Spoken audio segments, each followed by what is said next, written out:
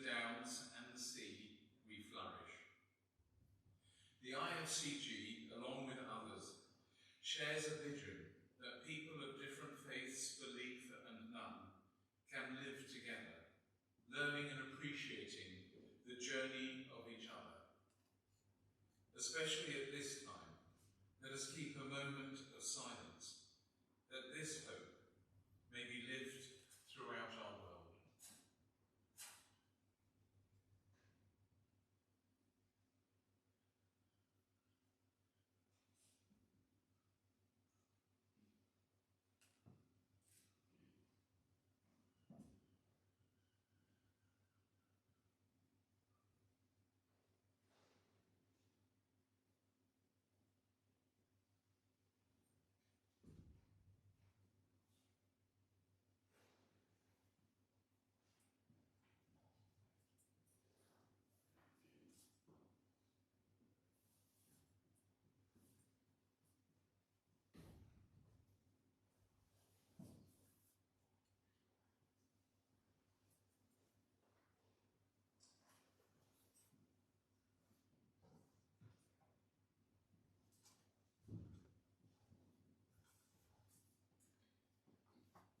One of my favourite stories, one which some of you may well have heard before, is a Hasidic tale.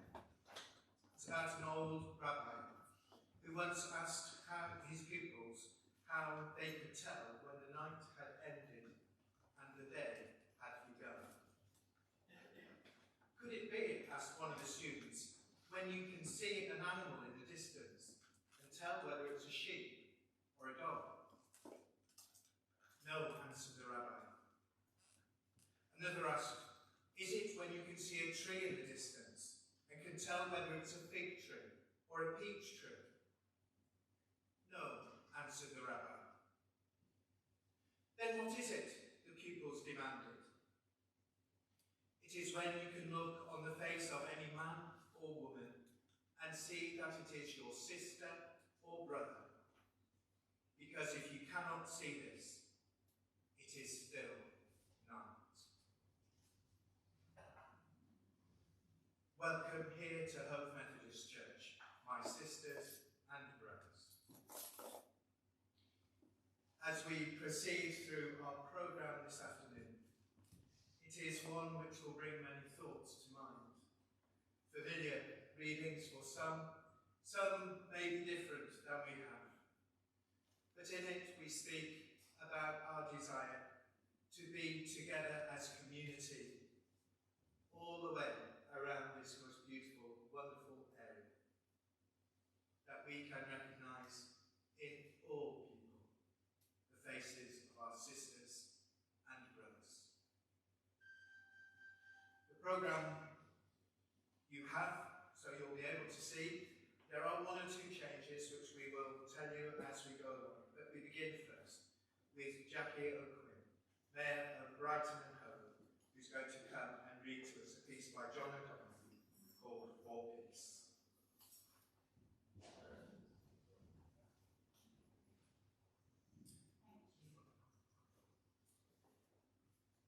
As the fever of day calms towards twilight, may all that is strange in us come to ease. We pray for all who suffered violence today. May an unexpected serenity surprise them.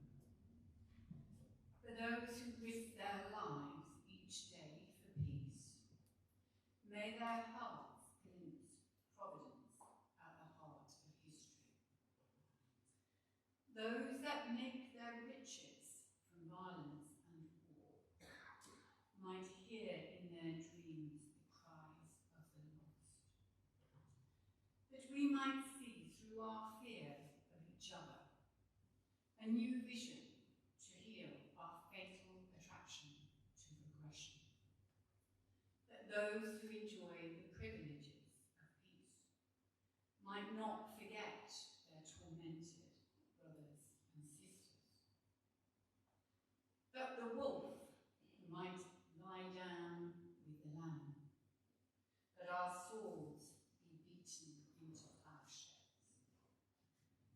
no hurt or harm be done anywhere along the holy mountain.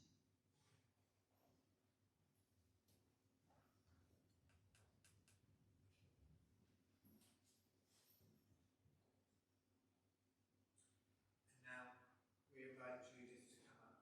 Reverend Judith, Deputy Lieutenant of East Sussex.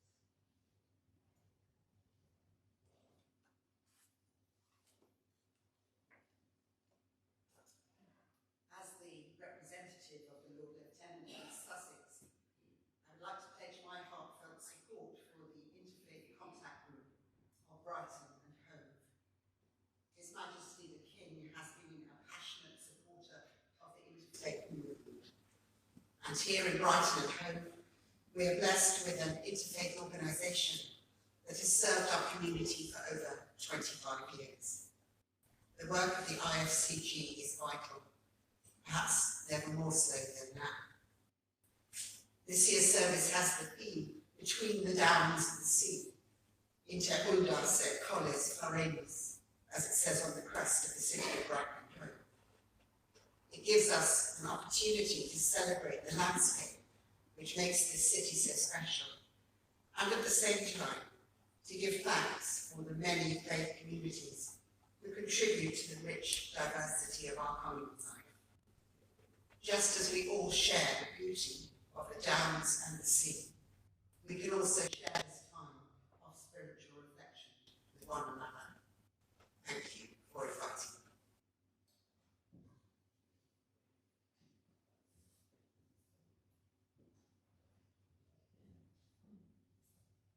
Thank you, Judith. We turn then to hear about Virginia Woolf on the sea and the Downs. And Lloyd Russell is going to come and read to us.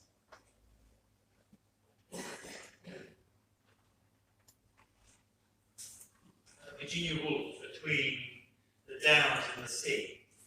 Sussex and Brighton have been home to many writers.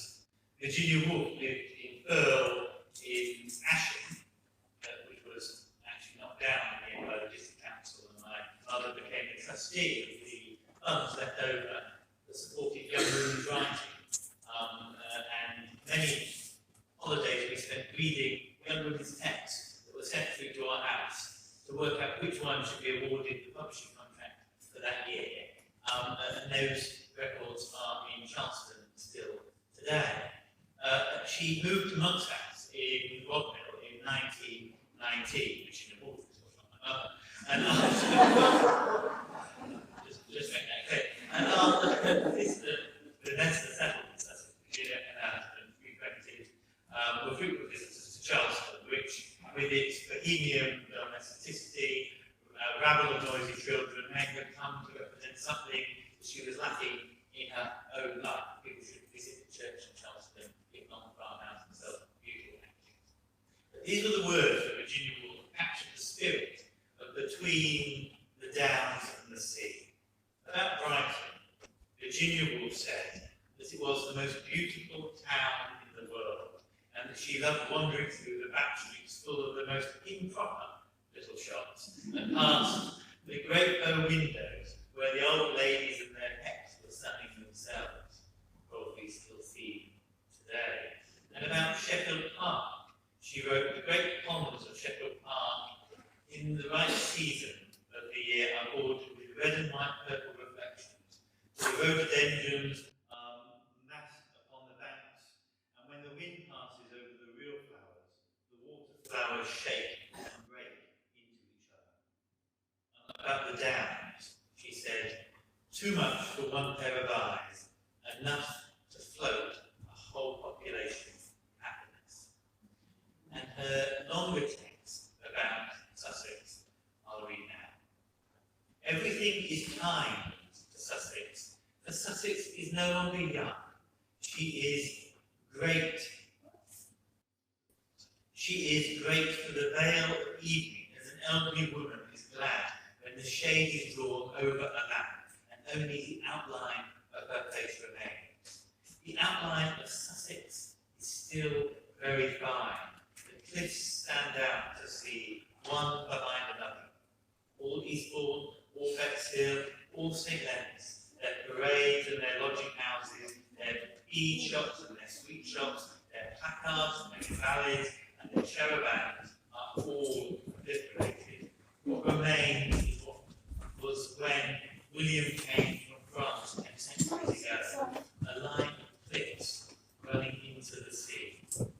Also, the fields are in need. The freckled, red village on the coast is washed over by a thin, lucid lake of brown air, in which they and their redness are drowned. It was still too early for maps, and too early for the stars.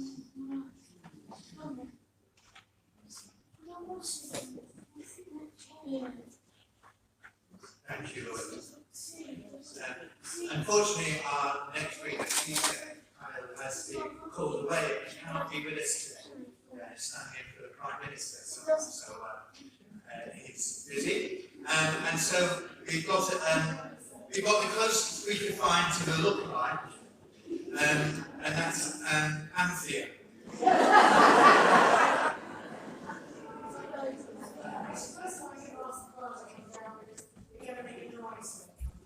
So all come down, and then you have to wait for a couple of turns before you see.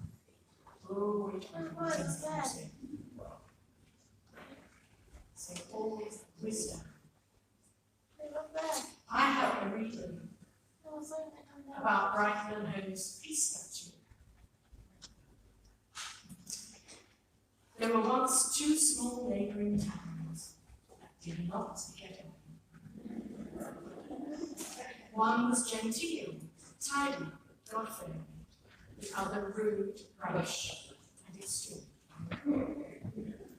Disagreement was common, and yet the tale that follows is much more comic cuts than historic horror movie. One sunny day in 1911, a wooden statue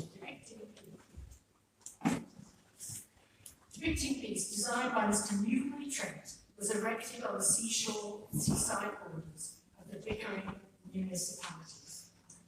It was called Peacemaker, and it was named after old King Edward VII.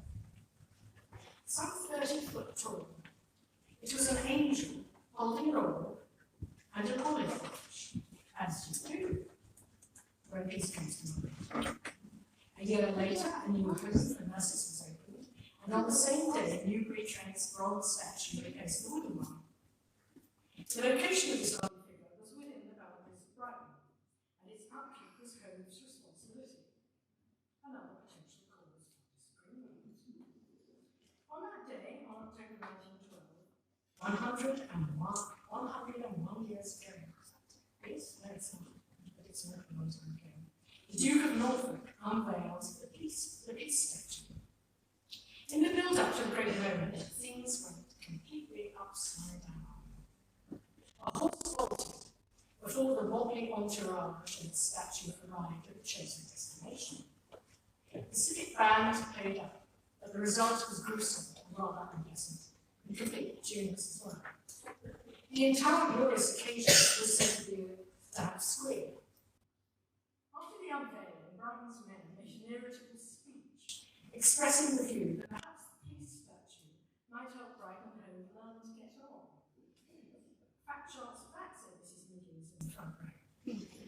For over 100 years, the statue stood, battered by the wind and rain, not to mention some very ugly storms. But the peace statue knew peace. She was peace. Peace was her way. And having heard the words of the long-gone man, she fluttered her magnificent wings and waved her arms and made it happen. Thus peace came to Hove and to Brighton, and it is said that today, even men's parents are known to talk to each other. But best of all, our beautiful statue rains peace down on all of us who have known her, and reminds us that for all its quirkiness, this is a unified, loving city of peace.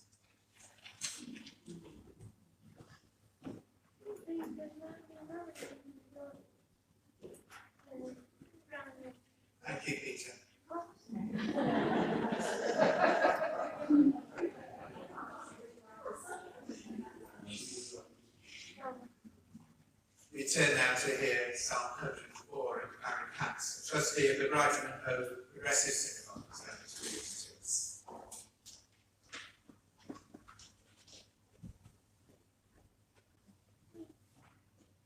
Psalm 104. Bless the Lord, O my soul. O Lord, my God, you are very great. You are clothed in glory and majesty, wrapped in a robe of light. You spread the heavens like a tentacle. He sets the rafters of his lofts in the waters, makes the clouds his chariot, moves on the wings of the wind. He makes the winds his messengers, fiery flames his servants. He established the earth on its foundations, so that it shall never totter. He made the deep cover it as a garment. The waters stood above the mountains. They fled at your blast, rushed away at the sound of your thunder, mountains rising, valleys sinking, to the place you established for them. You set bounds they must not pass, so that they may never cover the earth again. You make springs gush forth in torrents. They make their way between hills, giving drink to all the wild beasts. The wild asses slake their thirst. The birds of the sky dwell beside them and sing among the foliage. You water the mountains from your lofts. The earth is sated from the fruit of your work. You make the grass grow for the cattle and herbage for man's labour, that he may get food out of the earth. Wine that cheers the hearts of men, oil that makes the face shine, and bread that sustains man's life. The trees of the Lord drink their fill, the cedars of Lebanon, his own planting, where birds make their nests. The stork has her home in the junipers.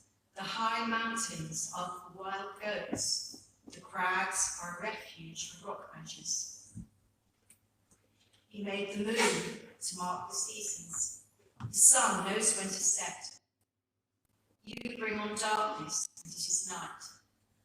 When all the beasts of the forest stir, lions roar for their prey, seeking their food from God. When sun rises, they come home and couch in their dens. Man then goes out to his work, to his labour until the evening. How many other things you have made, O Lord? You have made them all with wisdom. The earth is full of your creation. There is the sea, vast and wide, with its creatures beyond number, living things small and great. There go the ships and the Leviathan that you formed to sport with. All of them look to you, to give them their food when it is due. Give it to them, they gather it up. Open your hand, they are well satisfied. Hide your face, they are terrified. Take away their breath, they perish, and turn again into dust.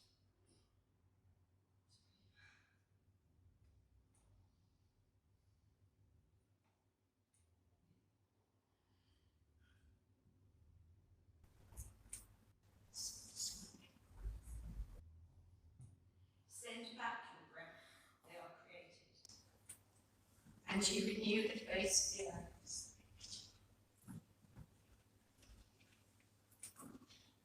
So may the glory of the Lord endure forever.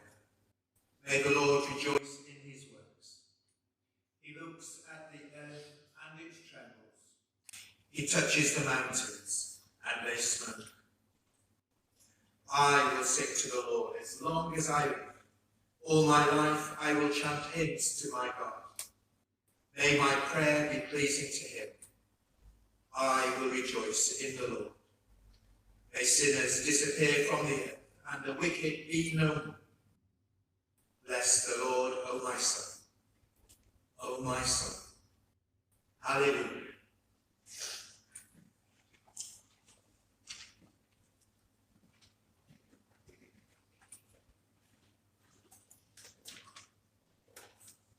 It's a reminder, isn't it, for us, of how deeply we can be touched by these writings from all traditions. how much they are part of who we are and how we are as a community. Thank you, Karen. And now we listen to some sympathy readings by Rumi and Mahmoud Shabastari. And Ibrahim Karadal is going to come and read to us.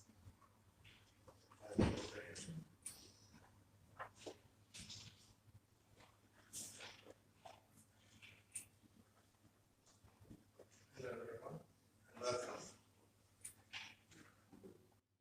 This is a poem from Rumi, who spoke almost all centuries of peace and interfaith actually. Suddenly a moon appeared. Suddenly in the sky at dawn, a moon appeared, descended from the sky, turned its burning gaze on me, like a hawk luring the hunt, seizing a bird, grabbed me and flew with me high into heaven. When I looked at myself, I could not see myself. For this moon, my body, by grace, had become soul. And when I traveled in the soul, I saw nothing but moon, until a mystical, eternal, and sacred sign opened up to me. All the 9 heavenly spheres drawn in this moon, the skiff of my being drawn, dissolved entirely in that sea. Then that sea broke up into waves, wisdom danced back, and launched its song, and the sea covered over with foam, and from each bubble of foam something sprang, clothing foam. Something sprang from each light bubble, clothed in a body. Then each bubble of body foam received a sign from the sea, melted immediately, and followed the flow of its waves. Without the saving, redeeming help of my Lord, no one can contemplate the moon, no one can become the sea. Thank you.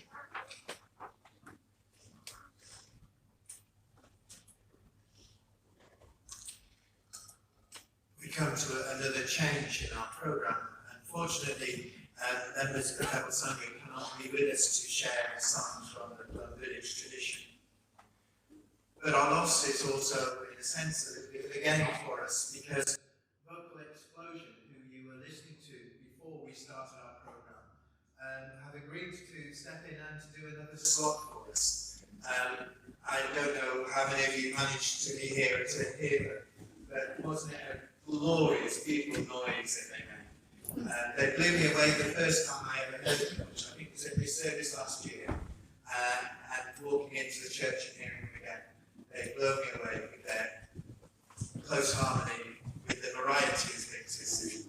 Thank you for coming and being part of this. Yes.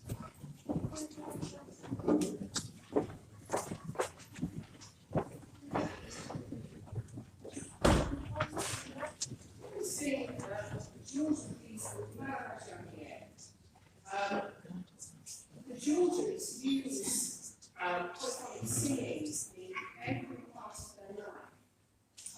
They have songs from the city. They have healing songs we will be singing one a little later. And this is a song from what is known as the tabletop tradition, where Georgians will gather and they will feast together, and then throughout that celebration around those tables with the community, groups of singers will stand up and sing various songs alongside toasts. And the tabletop song is has 2 meanings in a sense, and one of the meanings is that it is a blessing. So this is Maravajamye, a blessing song.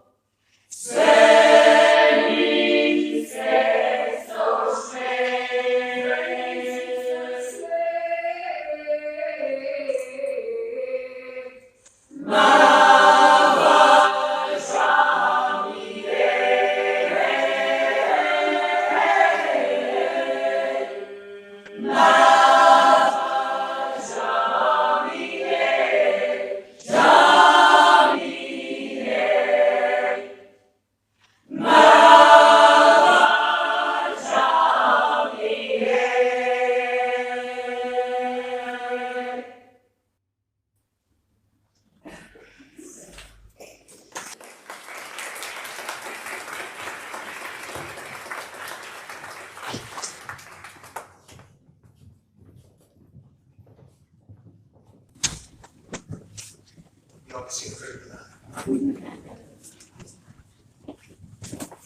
Move then to another batch of readings. And James Crosby is going to come and speak to us first. He was originally appointed as the lead medical advisor and chaplain at Sussex University. He's going to come and read To the Sea by Philip Barton.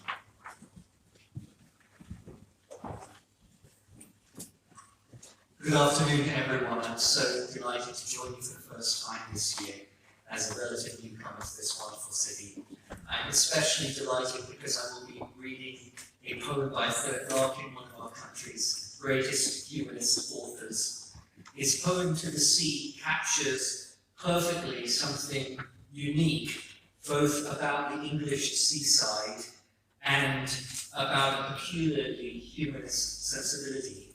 A mix of the fun and excitement of the possibilities of life with a recognition that so much of life is sort of tawdry and kind of rubbish.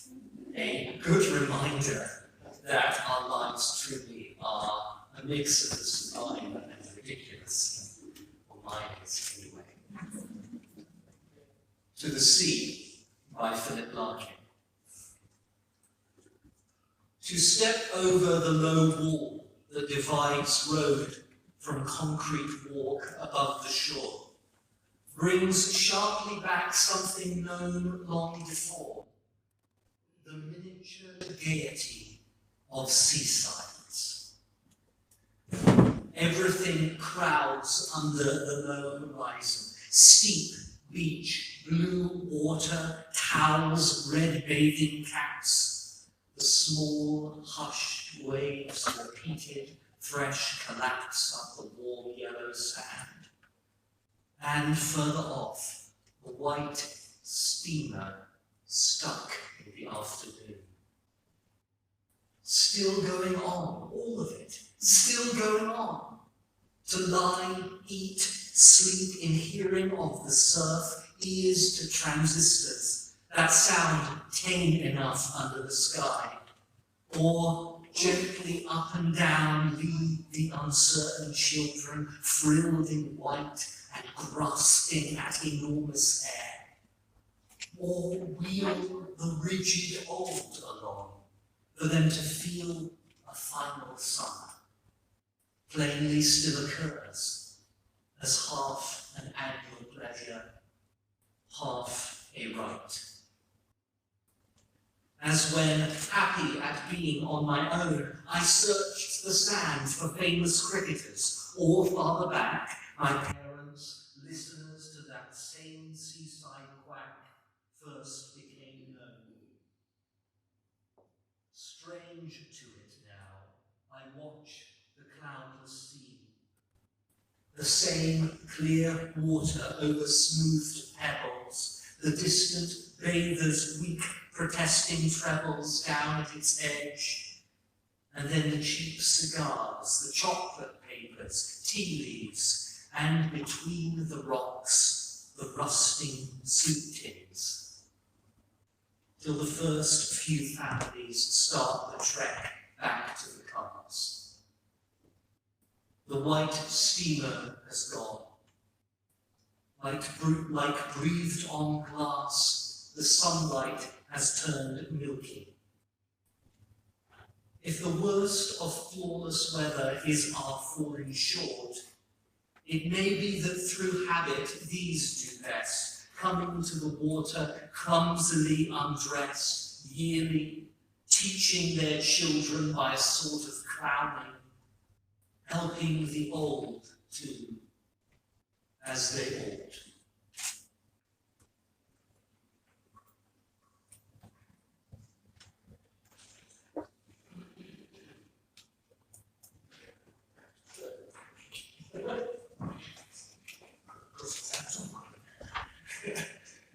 Thank you, James. Thank you for that. We turn now to hear about the Buddhist view of local nature, the growing Holland Peak project, and Claire Devlin is going to come and speak to us about that. Thank you, Claire. Thank you. I am actually from Sanka, but there's only me, so I don't really want to be saying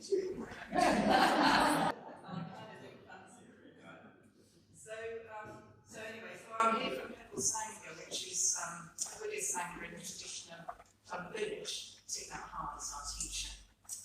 And Tai, we call him Tai, his teacher, was very much a peace activist and also an ecologist, a scientist. He studied so many things in his life. It's amazing how. And he tells us that we don't need to look for heaven anywhere else. We have it here on earth. We have it inside ourselves and in the world around us. In his book, Love Letter to the Earth, Tai calls Earth the most beautiful bodhisattva, a living being who has love, awakening, understanding, happiness, and shares this with all others. Every moment. Not abstract, but right at our feet, giving and receiving life, creating and producing, a place of refuge to come home to and to be connected with. We can choose to live in harmony and also with each other, and take care of all of nature, including ourselves. We are simply nature, and falling in love with Earth. And that is the root of true happiness. Joanna Macy, who's an ecologist activist and author of Active Hope, is also a disciple of Tai's, and she recommends dealing with our worries and despair for the world now by actively connecting with nature, the earth, and each other, consciously sowing the seeds of change, finding hope, and a wider sense of self in knowing that everything is impermanent, and so everything is possible, including creating a beautiful and adaptive future. She says, we can't really foresee the results of our actions, so we may as well just begin and let the changes unfold over time, more beautifully than we might ever have imagined. And for me, growing Hollingdean is that kind of community. Sowing seeds of change, loving our natural world around us. With our friendships flourishing, we get a huge amount of inspiration and energy from each other. It's the energy of hope and goodwill that comes from caring for our local environment, and also learning and teaching about growing food, taking care of biodiversity, right here in the middle of the city. And it's really tremendous. New ideas come up all the time. It's amazing the people who join us. And we started with things like plant swaps, and actually we built on the work of, I have to acknowledge the wonderful work of the Permaculture Association over many years in Hollingdean. We planted lots and lots of fruit and nut trees, which are our heritage that we can take care of now. And really, we sort of blossomed because of the pandemic, when the trees began to die because it was such a drought in that year, and there were far fewer people taking care of them. But very quickly, lots of ideas came up, and we plant community beds, and we seed verdure with wildflowers, and we still share plants, and we make ponds, and we learn how to take care of the trees, and everyone is welcome. People just keep popping up all the time. It's just an amazing movement, really. And so an enormous number of changes keep happening all the time, more than I could ever have imagined when we began. Lots of people get involved with taking care of our trees, and we call them tree guardians. That was somebody's idea. And it really is an amazing role to have, to be part of a huge gang of people that pop up all over the place. I think almost every weekend in the last few weeks, whereas we're only meant to meet once a month to do it, but people carry on doing it all the time, mulching the trees and doing the pruning and just kind of getting everything sorted for the winter and for the spring to come. Lots of community gardens have blossomed, 5 new ones in the last 4 years. We have community walks in nature, new wildflower villages, composting schemes, list of pigs, orchards, bee hotels, plans for a forest garden, and this year we're going to be creating more ponds and habitats with the support of a wonderful organisation called Frogeye. Everyone gets involved, old and young, and people of all sorts of backgrounds and heritages. People who live in flats, big lots of housing, have their own gardens or balconies, and people who don't. And there's just a wonderful sense of abundance. Sharing the harvest, which is really the idea we have to keep persuading people they can share the harvest, and of course there are masters of them. Sharing the relationships and the friendships, all watering positive seeds of life in our community. It is a little bit of heaven on earth, and as Ty says, and it's so easy, and it's right here and now, and we're building a beautiful future by building a beautiful present. So I've got a few slides, you just have a look at.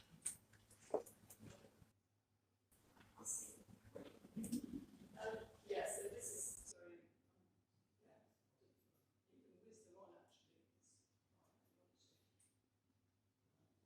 So that's us beginning with our plant spots and our tree care. So right at the beginning of the pandemic. And then this last year we decided to do some trialling of wildflower lurches. The council was going to do them in all sorts of parts of the city, I think, but we were a bit left behind. So we're lucky because we've got people who live in Wellington who are so skilled, and then these local ecologists helped us work out how to do this. And in fact, we've just harvested all wildflower seeds from that patch this year. They're going to be biobus stocks. People love them. We were told by various people, oh, the children, you know, the young people, they're going to really like, don't bother. Actually, there's been absolutely, when we came to clear and harvest in there was no rubbish on it. It was absolutely treasured, and people who use the buses constantly told us what a beautiful site it was. We're very happy about it. So we're going to do more. And these are the tree guardians. We're getting very lucky because we've got very skilled people who know how to look after nut trees, and they come, and Jenny's there giving a lesson to us all about how to prune a walnut tree. So we now know all sorts of things. We've got walnut trees, hazelnut trees, pears and apples, of course, mulberries, elderberries, or cherries, cherry plants, they go on and on. So we're so fortunate, actually. We really are. This is a project we call Growing Food in Small Spaces, because we really want to involve everybody. A lot of people haven't got gardens, and some don't have gardens, but you can plant up a pot with salads and herbs and all sorts of things that you can grow in the kitchen if you want to. And it gets lots of children involved too. So we do this every year, and people take away hanging baskets or other containers full of food. And again, we get lots of feedback. People really enjoy it. And that's where we recruit people to garden in the community gardens as well. Yeah, sharing the harvest. And sharing what we know. Yeah, and all the fun. It's so supportive. It's the relationships that really, really matter, you know. That's us at the end. Harvesting in the wild. And that was an amazing walk, actually. I think that's the walk where we advertised it, just put it on our Facebook page or something like that. And we've had a couple of good walks where we've had about 30 people turn up and lead us who were talking about foraging and teaching people about the plants. This one's to go up to the hill fort, because we've got this lovely hill fort behind us in Wellington. I think it was something like 190 people turned up. It's incredible. And it was wonderful. I wasn't able to go that day. So we had two people, one at either end, going on phones, and Abby was just trying to guide everybody across the roads around. It was amazing. It was so wonderful. And that's just what you can do. You just turn up from all over the place, basically, and get to know each other and really treasure the area. That's it.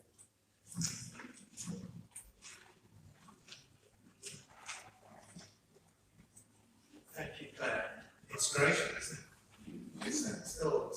We have so many special, beautiful green places in our city, and we need to look after them, become friends with those green spaces. We turn to listen to Lynn, in has spoken to us a number of times, and we're always grateful for your coming and sharing your tradition with us, and you're going to come and talk about ancient and sacred science across time.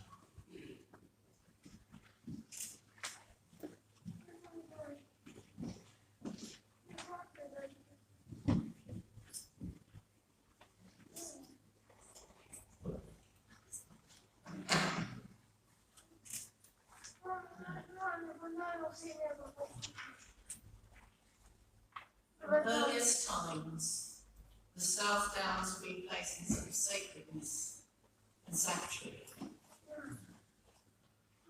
They are the protectors and guardians of ancient woods and walkways that lead down to open meadows way down to the sea.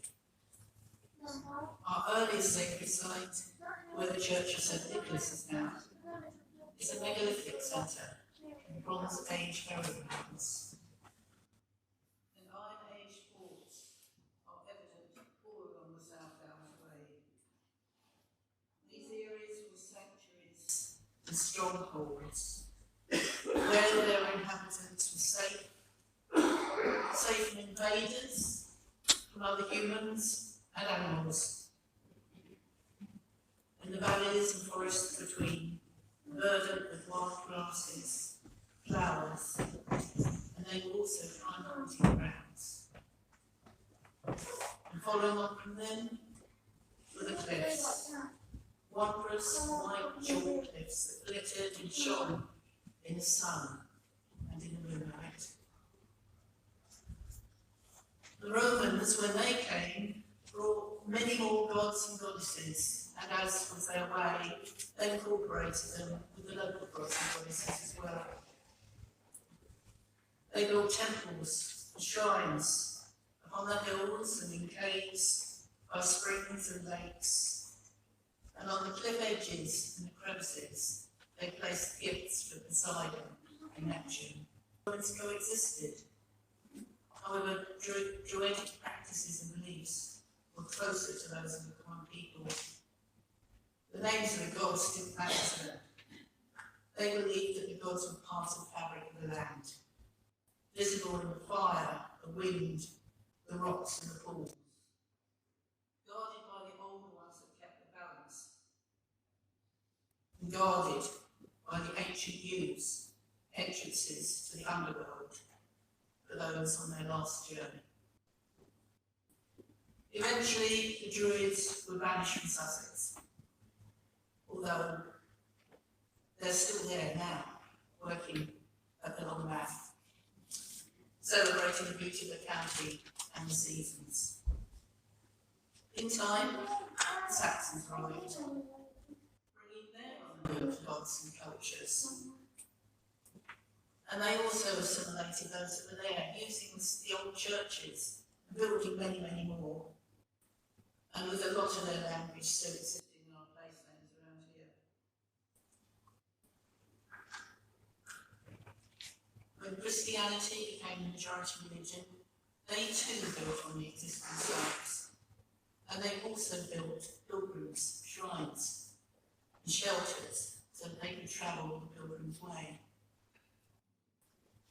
Once you step off the main roads and down some of the shrunken old lanes and roadways, you can feel that sense of timelessness.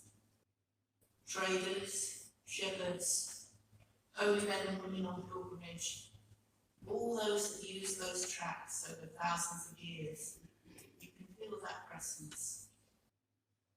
And they are still evident in the shrines and sanctuaries built along the way to keep the travellers safe. Up down from the downs into the valleys, walk through the countryside. There is so much to see in so many sacred places. Even today there are a myriad of beliefs evident in Sussex. Pagans gather on the hillsides and in natural groves, and there are many old and new Christian churches, with mosques, synagogues, meeting rooms, and other places of worship, building in the valleys and along the flat land to the sea. Here in Sussex, and particularly in this part of Sussex, it would be protected by the Downs. It was and is a truly safe place. A place where people of all cultures, breeds, colours and genders can gather in an atmosphere of love and trust. Brighton and Home are, and always have been, sacred and safe, inclusive cities. And we are all so very lucky to live here. Thank you for listening.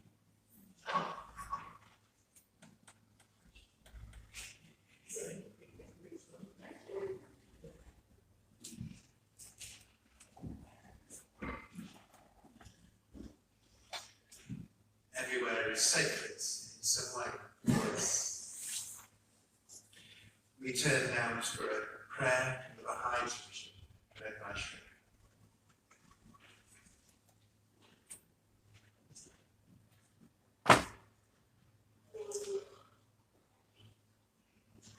Thank you so much for inviting us. This is my friend Rezvan and I, and we're here on behalf of the local Baha'i community from Brighton Hove. We've selected a few extracts from the Baha'i writings on the theme of nature. Just for reference, in the Baha'i faith, Baha'u'llah, whose name means glory of God, is the manifestation of God for today, and as believed by Baha'is. The attributes of God are revealed within every created thing. Nature, praised Baha'u'llah, is God's will and is its expression in and through the contingent world. It is the embodiment of God's name, the Creator.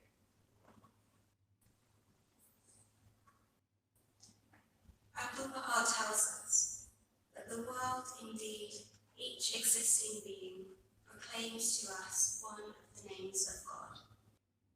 Within every atom are enshrined the signs that bear eloquent testimony to the revelation of that most great light. Every time I turn my gaze to thine path, Baha'u'llah addresses God. I am made to recognize the evidences of thy power and the tokens of thy bounty. And when I behold the sea, I find that it speaketh to me of thy majesty, and of the potency of thy might, and of thy sovereignty and thy grandeur. And at whatever time I contemplate the mountains, I am led to discover the ensigns of thy victory and the standards of thine omnipotence.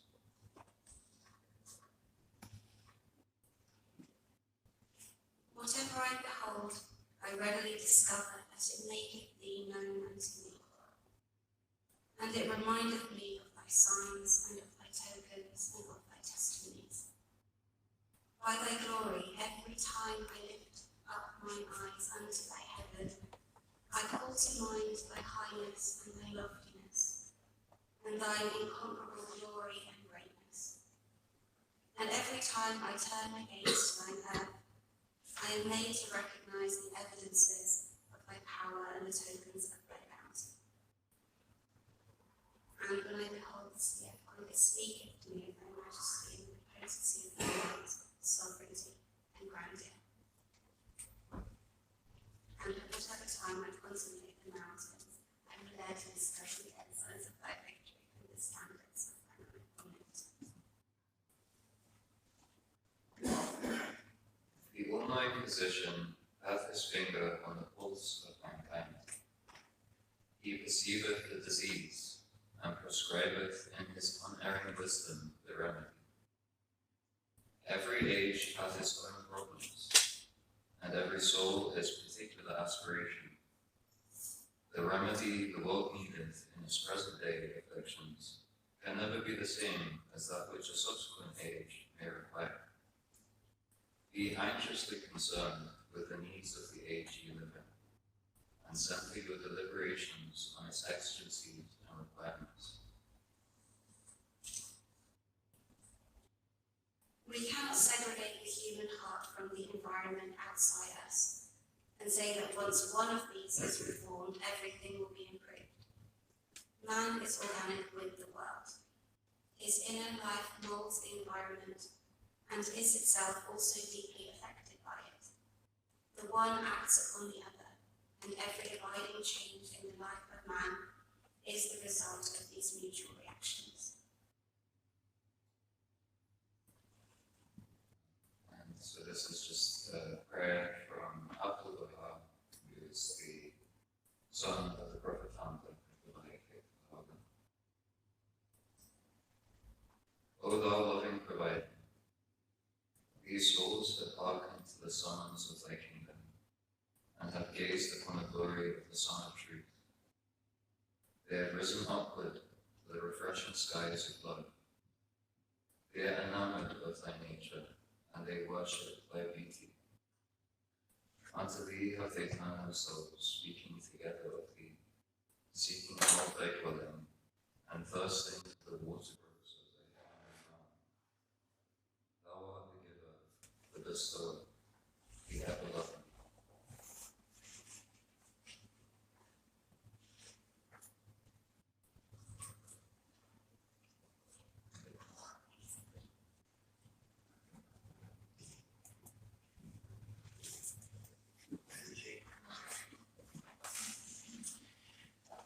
So that invite Caroline Lucas to come up and read to us about the end of the year, written by John.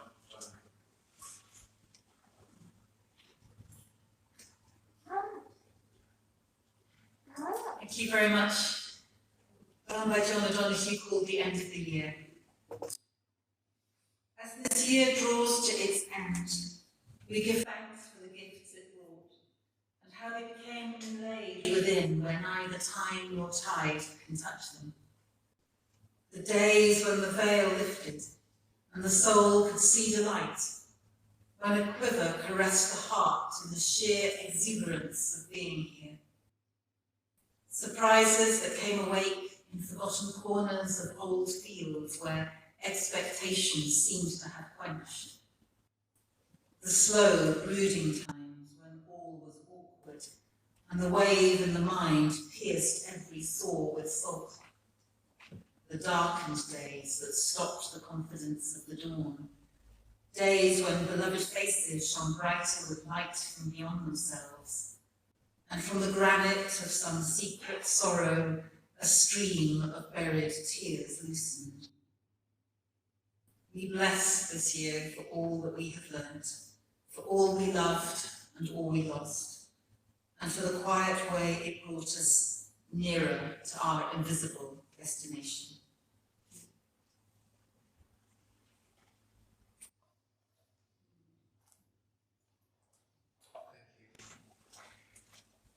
I think I just want to say thank you to you, also to Peter, who's coming here, for your service to our city over these years. A real big thank you for all you have done for us.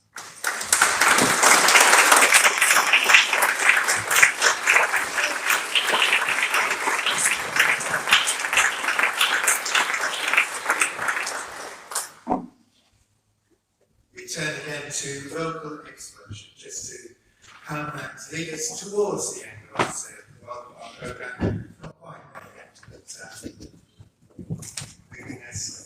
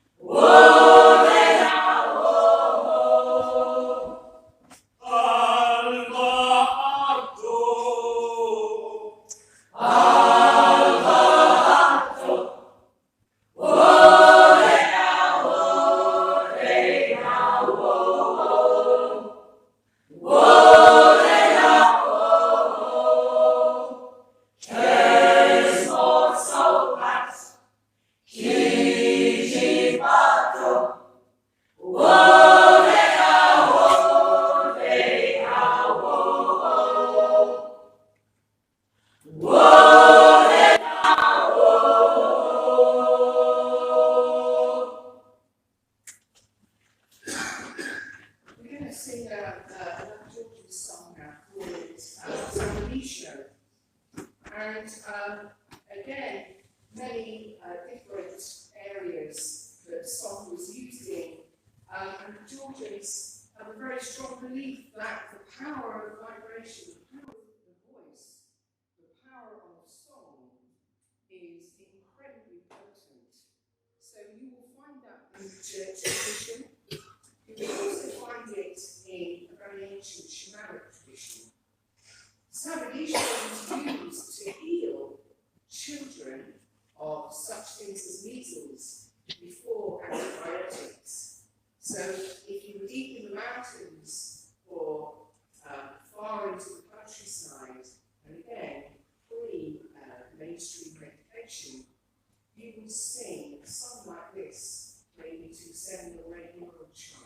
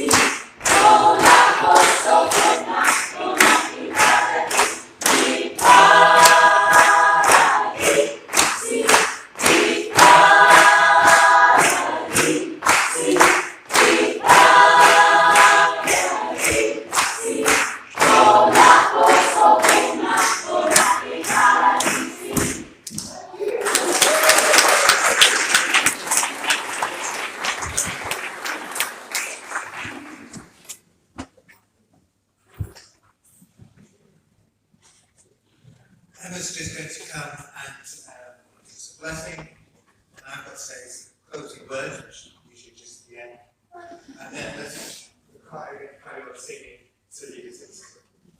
Thank you. So it just falls to me to send us on our way to continue to flourish between the Downs and the sea in this beautiful city that we are so privileged to call home.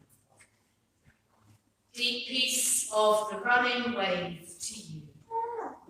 Deep peace the flowing air to you. Deep peace of the quiet earth to you. Deep peace of the shining stars to you. Deep peace of the infinite peace to you. And may the road rise to meet you. May the wind be always at your back. May the sun shine warm upon your face. May the rains fall softly upon your fields. Until we meet again, may you be held by love.